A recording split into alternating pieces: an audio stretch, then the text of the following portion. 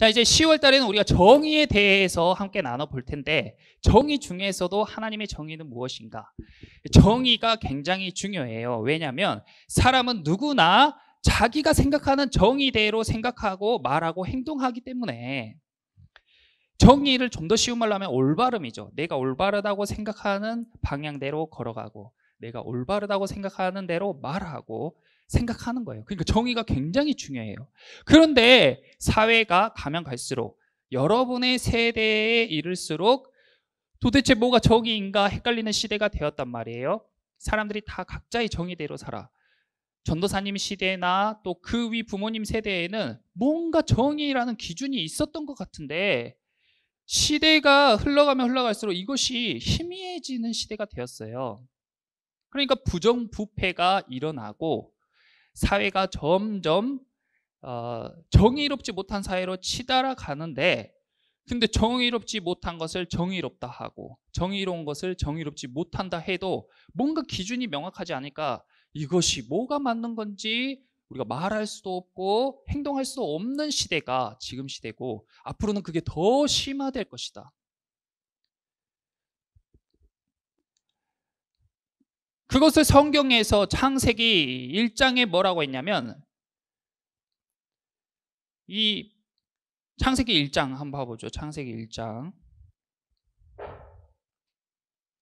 창세기 1장에 그것을 뭐라고 했냐면, 땅이 1장 2절에 땅이 혼돈하고 공허하며 흑암이 깊음 위에 있다, 이렇게 표현했어요.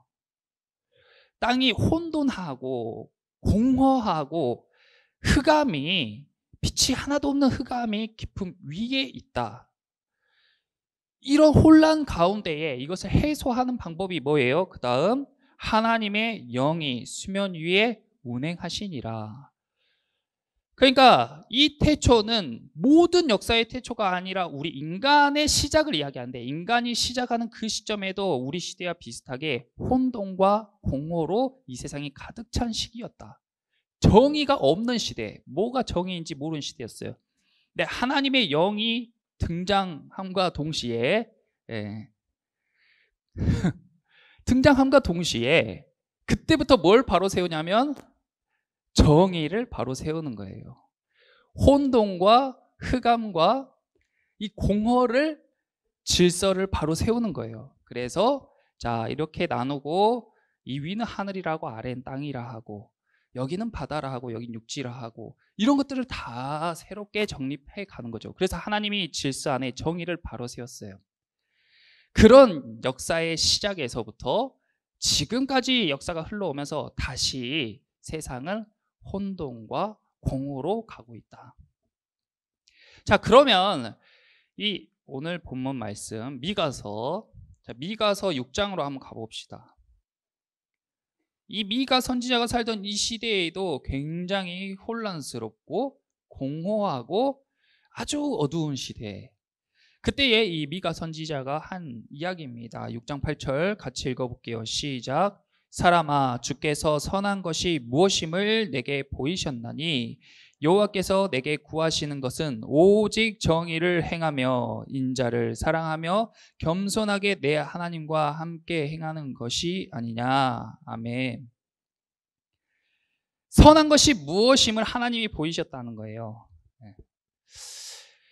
정의. 근데 우리가 2008년도쯤에 우리나라에 큰 사건이 있으면서 아주 힘이 있으신 분들이, 그리고 높은 자리에 계신 분들이 서로 돈을 많이 갖기 위해서 불법을 저지르고 거짓말을 하고 사람들을 착취하고, 이런 현상이 막 일어났어요. 그러니까 위에 계신 분들뿐만 아니라 중산층, 그다음에 아래에 있는 사람들까지 정의는 제껴두고 돈을 많이 모으는 것에 혈안이 되는 시대가 있었습니다. 그러니까 사회가 굉장히 혼란스럽잖아요. 그러니까 사람들이 도대체 정의가 뭐냐 하는 것을 궁금해하는데, 그 시점에 나온 책이 정의란 무엇인가요? 오늘 이 책에 대해서 나눠보려고 해요. 엄청나게 인기가 있는 책이었습니다. 정의란 무엇인가? 저 교수님이, 마이클 샌델 교수님이 하버드대 교수인데, 저분이 어떤 분이냐면 하버드 출신으로 27살에 졸업을 하기 전에 교수로 임용되신 분이에요. 27살에. 그때부터 지금까지 약 40년 동안 저스티스, 정의에 관해서만 강의하신 분. 그러니까 정의에 대해서 아주 전문가라고 할 수가 있죠. 근데 저분이 저 책을 출판하고 미국에서 약 3억 정도 되는 미국 인구 중에 10만 명이 저 책을 샀어요. 10만 부가 팔렸어요. 그런데 우리나라에서 5천만 국민이 사는 우리나라에서 200만 부가 팔린 거예요. 그러니까 얼마나 우리나라가 정의에 대한 갈급함이 있는가 알 수가 있죠.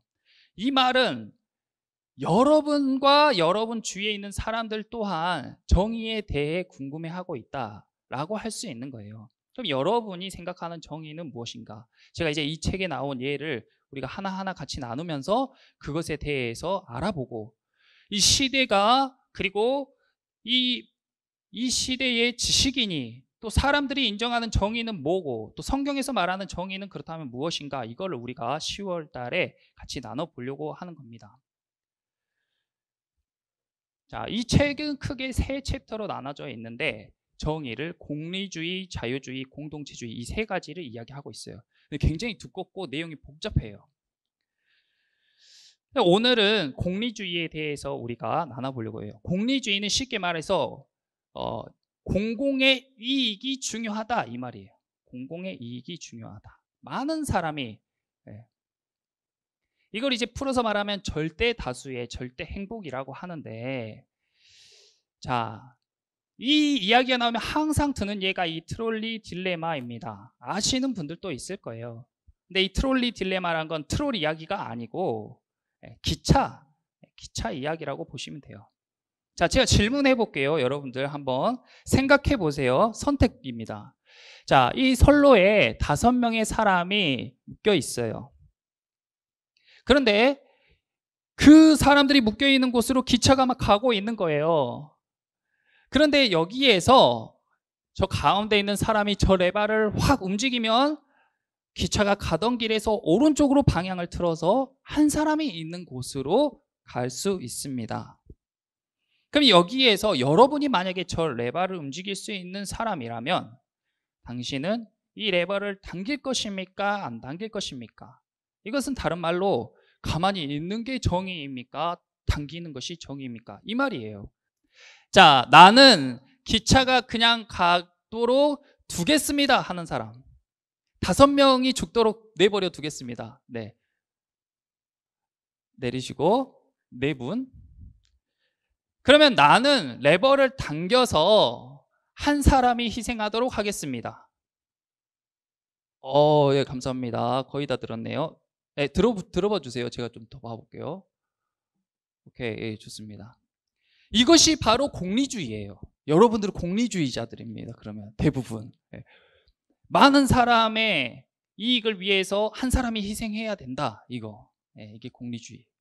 자, 그렇다면 또 한 가지 질문해 볼게요. 감사해요. 이것까지 답변 잘 해주세요. 방금과 상황이 비슷한데 이제 약간 변했어요. 자, 똑같이 선로 위에 5명의 사람이 묶여 있는데 그곳을 향해서 기차가 달려가고 있습니다. 근데 이 기차를 언덕 위에서 바라보는 사람이 있어요. 그래서 이 위험을 알고 저 기차를 멈출 수 있는 방법을 찾아봤는데 자신은 너무 가볍고 빼빼해서 자신이 희생해서는 저 기차를 멈출 수 없는데, 내 옆에 덩치가 크고 뚱뚱한 사람이 있는데 이 사람이 막으면 기차가 멈춰질 것 같아. 자, 그렇다면 당신은 기차가 5명을 치도록 그대로 내버려 두겠습니까? 아니면 당신 앞에 있는 뚱뚱한 사람을 밀쳐서 떨어뜨린 다음 기차를 멈춰 세우겠습니까? 자, 나는 5명이 그대로 치도록 내버려 둔다. 기차가 그냥 가도록 내버려 둔다. 아까보다 훨씬 많아졌네요. 네, 내려주시고. 그렇다면 나는 뚱뚱한 사람을 밀어서라도 기차를 멈춘다.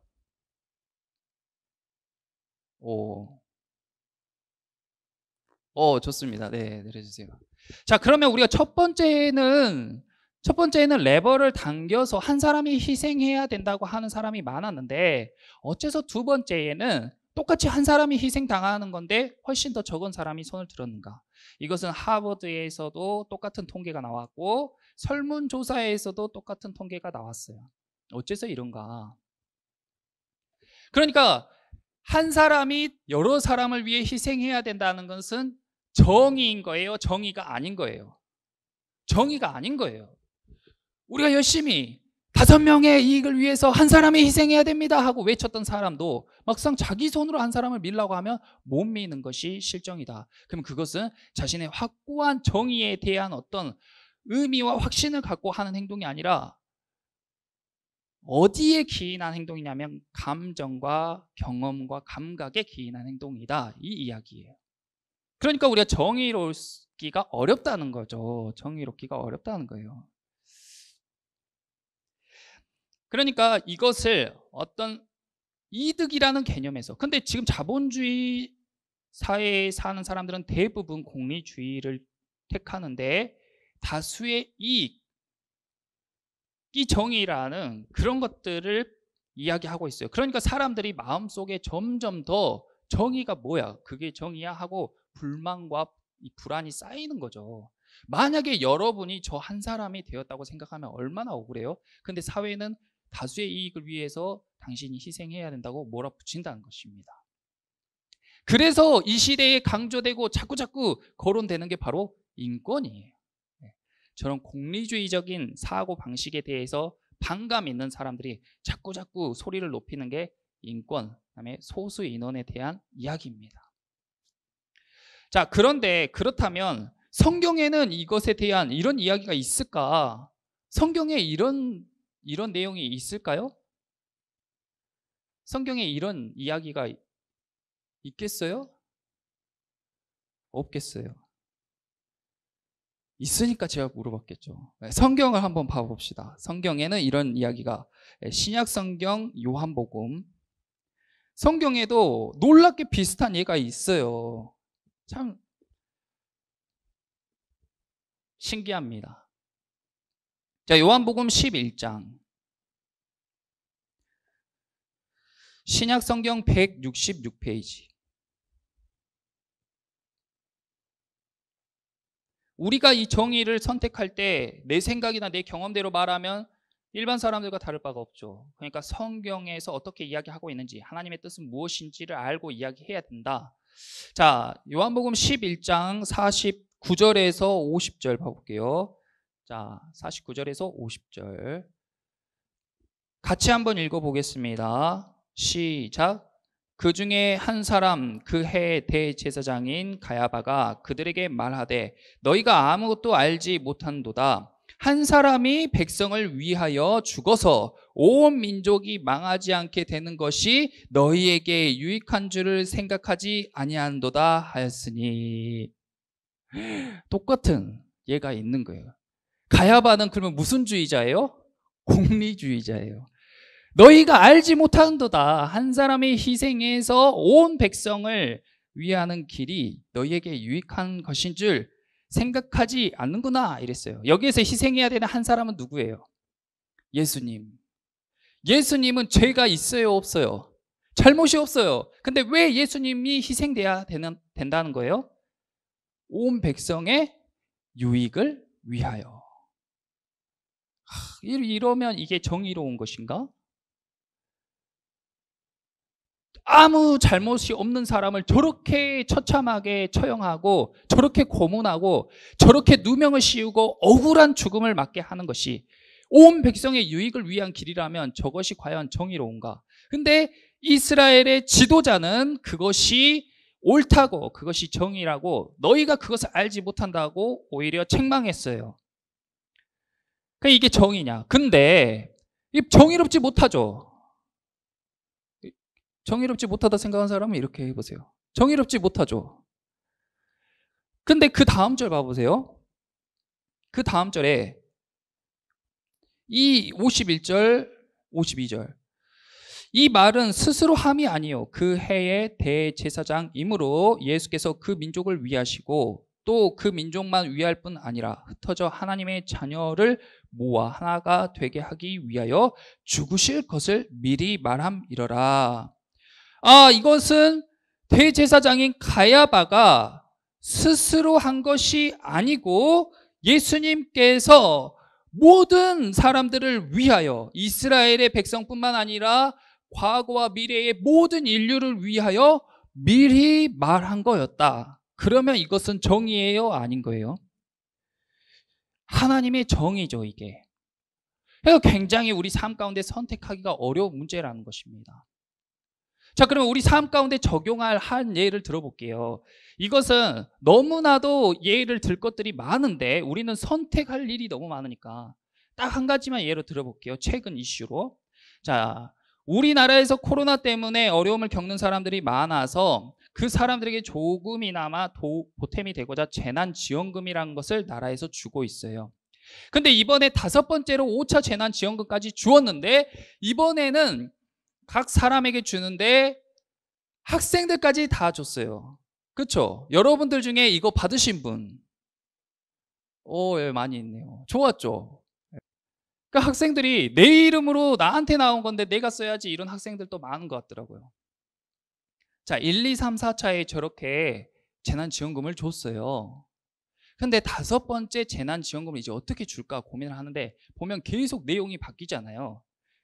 점점 더 사람들에게 어떻게 하면 더 이롭게 할 수 있을까 고민해가지고 계속 저렇게 나눠주고 있었는데, 자, 이제 5번째 재난지원금을 나눠주는 그 과정에서 사람들에게 설문조사를 했어요. 만약에 5차 재난지원금을 지급한다면 귀하께서는 다음 2가지 중 어떤 지급 방식이 더 적합하다고 생각하십니까? 첫 번째는 소득과 관계없이 모든 국민들에게 지급해야 한다. 두 번째는 일정 소득 이하 국민들에게만 선별적으로 지급해야 된다. 그러니까 진짜 어려운 사람들만 골라서 줘야 된다. 아니다. 전체 다 줘야 된다. 이제 마지막으로 한번 손 들어볼게요. 자, 나는 전 국민이 한 사람도 빠짐없이 다 받아야 된다고 생각한다. 손 한번 들어보세요. 오, 아니다. 나는 일정 소득 이하 국민들에게 선별적으로 지급해야 된다. 좋습니다. 그럼 제가 서정이한테 한번 물어볼게요. 왜 그래야 되는지 한번 이야기해 봐 주세요.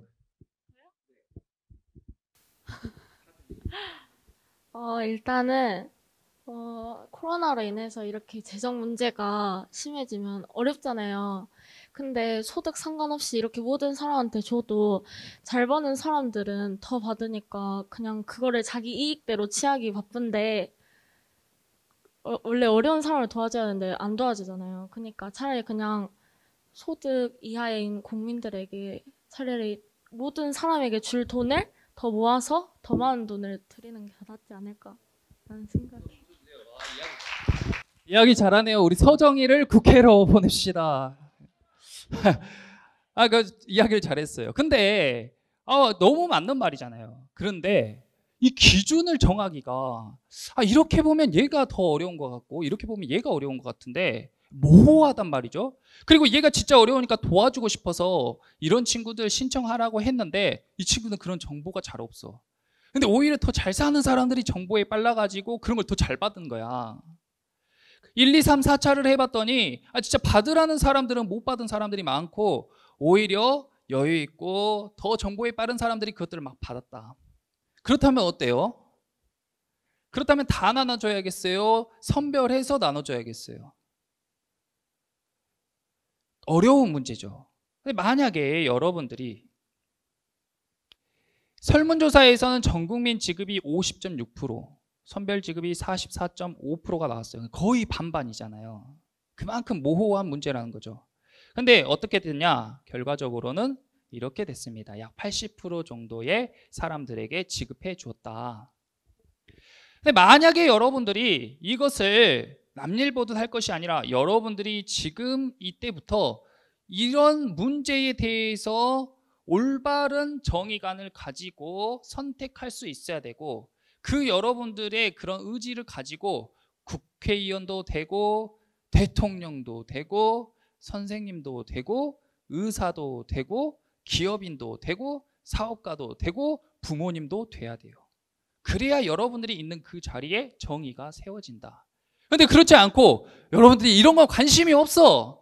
정의가 뭐든 관심이 없어. 그리고 나는 오로지 나의 구원과 나의 구원을 위한 신앙생활과 나의 삶의 행복과 안락함을 위해서 열심히 공부하고 좋은 직장을 갖고 적당히 수입을 갖기를 원해. 그러면 여러분들이 대통령이 된다면 그 나라는 비극이고, 그런 여러분들이 국회의원이 된다면 엉망인 법을 만들 것이고, 그런 여러분들이 선생님이 되면 똑같은 가르침을 학생들에게 전할 것이고, 그런 여러분이 의사가 된다면은 수술을 안 해도 되는 사람들의 배를 가르게 될 것이고, 그런 여러분들이 부모가 된다면 여러분들의 자식도 똑같은 길을 가게 키우겠죠. 그러므로 여러분들이 지금 이 나이 때부터 정의란 무엇인가에 대한 고민이 필요하고, 그 기준을 어디서 찾아야 되냐? 하나님의 말씀에서 찾아야 된다는 것입니다. 자, 이 이야기를 다음 주에 또 이어서 해보도록 할게요. 여러분들 한 주간 정의에 대해 생각해 보시고 우리 다음 주에 계속해서 나눠보도록 하겠습니다. 기도하겠습니다.